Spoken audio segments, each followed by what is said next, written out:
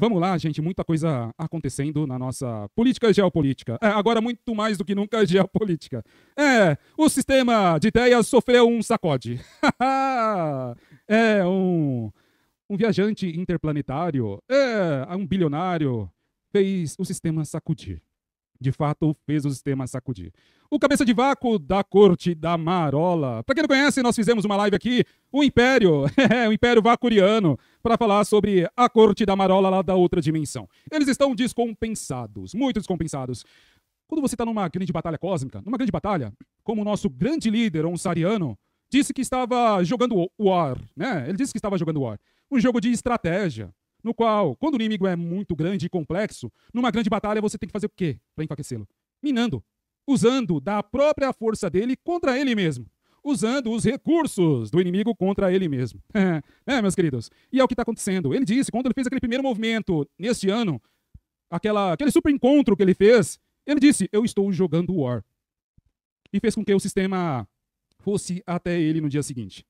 De lá para cá, quando você vê que o inimigo é muito grande e cada movimento dele faz tremer, e ele sendo muito grande, quando ele se movimenta, ele chama atenção. E quanto mais ele chama atenção ou ele se expõe, mais ele expõe as suas fraquezas. E isso é muito importante num jogo estratégico, numa guerra intergaláctica cósmica. O inimigo expôs e está expondo o seu calcanhar de Aquiles. Aquele intocável, aquele inquestionável, está configurando e seguindo esse curso. Ele está expondo, está à vista. E quando ele percebe, e tarde demais, porque ele fez uma reação muito rápida, não foi? Ele não aguardou, ele não esperou o cheiro subir, a coisa brilhar e se estabelecer. Não. Pressionaram, talvez? Será? Eu estou levando aqui na possibilidade, na hipótese. Por quem? Para tomar uma atitude deliberada dessa. Essa reação imediata. E esse grande líder, né? Ele é o ex da questão. De fato, quando nós falamos lá atrás, lembra? Coloca bingo para nós aqui. Nós bingamos quando nós dizíamos que a solução, parte do que nós precisávamos para reverter esse grande cenário dessa grande batalha intergaláctica do bem contra o mal, viria de fora. E de fato veio. Está vindo. E eu acredito que é a ponta do iceberg. Uma pessoa como ela, como ele, né? Esse homem poderoso, ele não ia se expor à toa sem prova, pois quem acusa tem o ônus da prova. Entretanto, ele não está neste mesmo domicílio da nação ossariana. Ele está fora. Como é que a Suprema Corte da Marola vai estabelecer um inquérito contra uma pessoa que está lá fora? E lá eles pediram, no inquérito, diz que essa pessoa seria o presidente, o CEO dessa grande corporação, do X. Só que ele não é.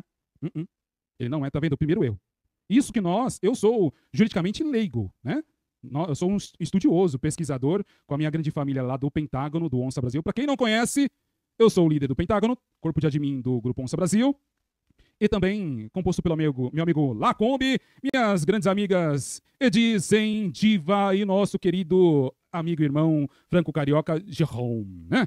E seguindo aqui, nós éramos taxados de loucos lá atrás quando nós dizemos isso, né? E agora, mais do que nunca, o sacode no sistema.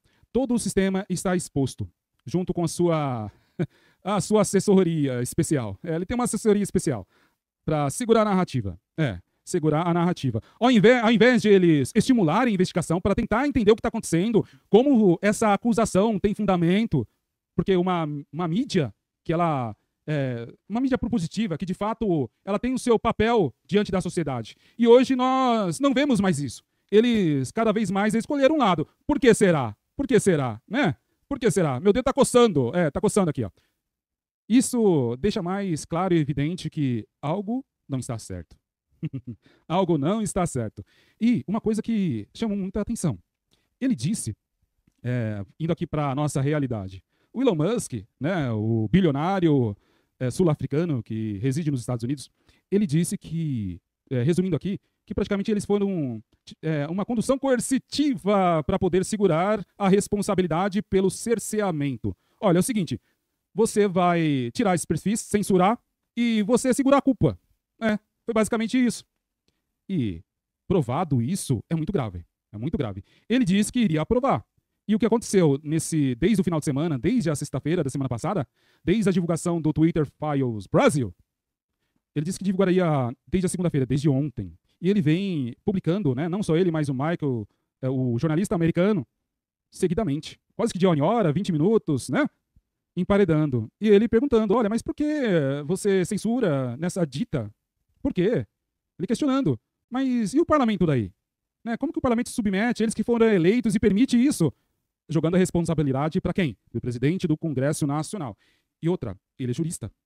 Ele sabe muito bem se há algum excesso, ele tem a capacidade técnica de constatar isso, né? E estimular o plenário do Senado e do Congresso Nacional para tomar alguma atitude, né? Porque se isso chegou e o que configura, né, segundo essas denúncias que ainda não foram provadas, mas parte do foi, né? Tivemos a divulgação de e-mails, né, entre funcionários lá da empresa do Twitter, né, do X, e é muito grave, essas denúncias são gravíssimas. São gravíssimas. E a reação midiática foi praticamente instantânea.